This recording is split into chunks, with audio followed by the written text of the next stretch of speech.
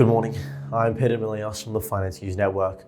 On Thursday, US stocks declined as investors continued to reduce positions in high-flying technology stocks and took profits from recent gains in other sectors.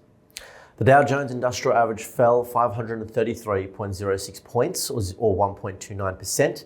The S&P 500 decreased by 0.78%, while the tech-heavy Nasdaq Composite dropped 0.7%. This trend of selling mega-cap tech stocks has been observed in recent days, driven by growing optimism for a potential interest rate cut from the Federal Reserve in September. The expectation of lower borrowing costs has bolstered small caps and cyclical stocks, although these also declined after notable gains. The shift away from technology stocks became pronounced on Wednesday, when the Nasdaq experienced its worst daily performance since December 2022.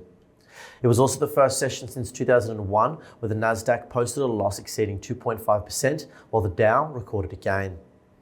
The Russell 2000, which has benefited from expectations of interest rate cuts, also fell about 1.9%. Despite Thursday's losses, the Russell 2000 has risen 3.5% over the last 5 trading days.